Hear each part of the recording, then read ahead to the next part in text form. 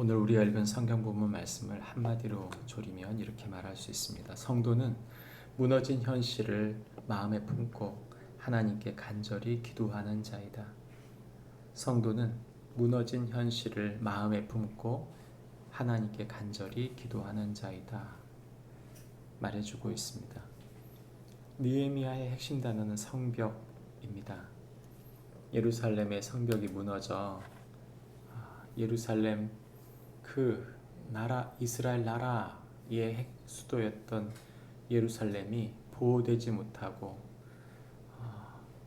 그들의 삶이 무너진 것에 대하여 바벨론에 있던 느헤미야가 이들을 위해 기도하고 하나님께 의탁하는 내용이죠. 뿐만 아니라 그는 결국 그의 성벽을 세우고 그 백성을 힘있게 세워가는 이야기가 느헤미야서입니다.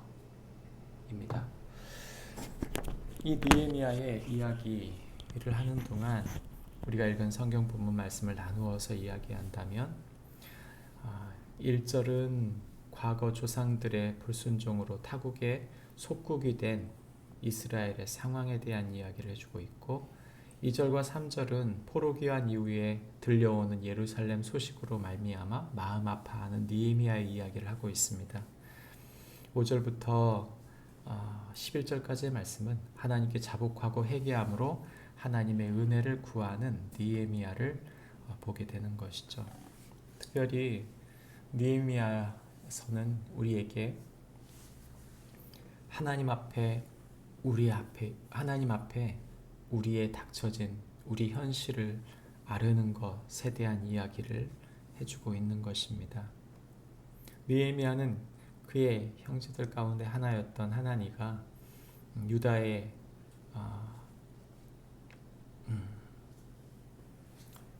다녀오고 나서 그 남유다가 어떻게 되었는지를 그에게 이야기해 준 것이죠.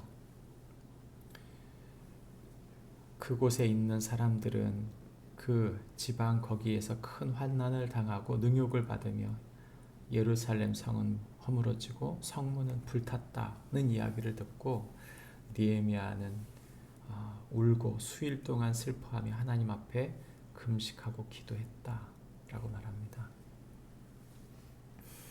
이 소식을 들은 사람들은 비단 느헤미야만은 아닐 것입니다.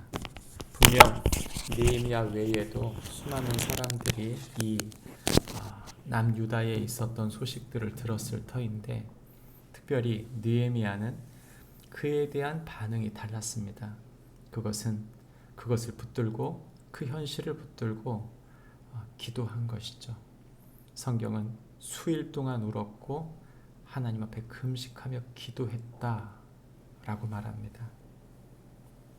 똑같은 현실을 맞이했는데 누군가는 슬퍼하고 금식하고 기도하고 누군가는 그저 그 소식을 듣고 안타깝게 여기고 끝났다는 것이죠.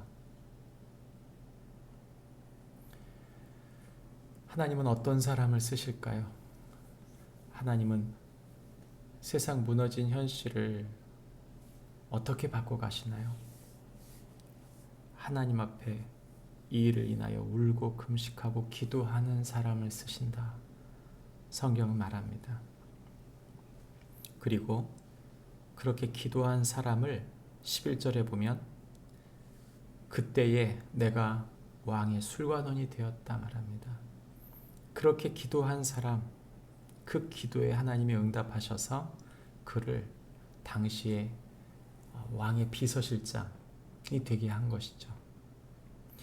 오늘 우리가 읽은 성경 본문에 있는 이야기 중에 가장 긴 내용은 5절부터 11절까지의 내용인데 이 내용은 바로 그 기도의 내용입니다. 그것은 사적인 기도이기보다는 하나님 앞에 범죄한 자신의 나라를 하나님께 아뢰면서 회개한 내용이죠. 자기의 죄가 아니지만 자신의 죄처럼 알고 기도한 것입니다. 뿐만 아니라 그는 하나님의 말씀을 붙들어서 아무리 하나님의 백성이 범죄하여도 그렇게 포로로 잡혔다 하더라도 하나님은 하나님 앞에 기도하고 다시 회개하면 그 백성을 회복시키겠다고 하는 약속을 붙잡고 그는 기도하고 있습니다.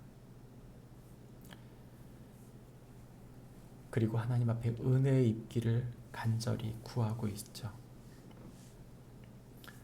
우리가 하나님의 사람으로서 무너진 현실을 위하여 울고 금식하고 기도하고 있는가?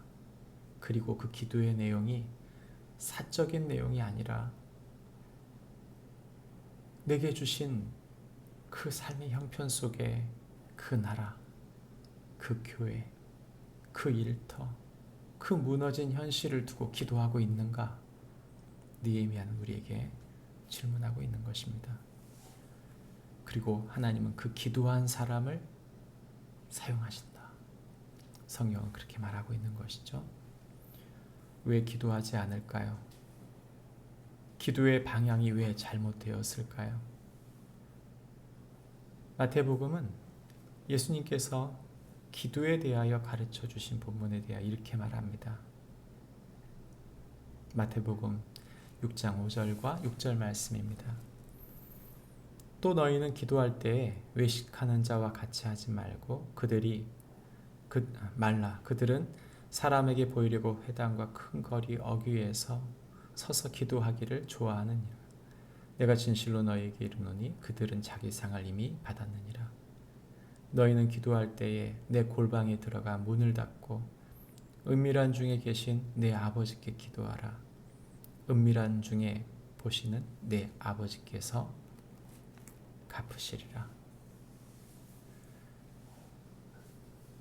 예수님께서는 은밀한 중에 기도하라 말씀하십니다. 기도는 보여주기 위한 것이 아니고 기도는 오직 하나님 그분을 향하여 너의 마음을 드리는 것이다 말씀하시는 것이죠. 우리가 방금 읽은 이 느헤미야 이야기도 바로 그렇습니다. 그는 하나님 앞에 기도했고 그가 기도했던 내용을 자신이 과거에 기도했던 내용을 진술한 것입니다. 우리가 하나님 앞에 무너진 현실을 의탁하고 기도할 때 하나님은 일하십니다. 보여지기에 일하지 않으시는 것 같고 우리의 상황이 조금 더 나아진 것처럼 보이지 않을지라도 성경은 말합니다. 하나님은 일하신다. 그의 기도를 들으시고 인도하시는 하나님, 그 하나님 앞에 우리의 무너진 현실과 문제들을 하나님 앞에 의탁하며 기도하는 축복이 우리 모두에게 있기를 바랍니다. 기도하겠습니다. 하나님 아버지,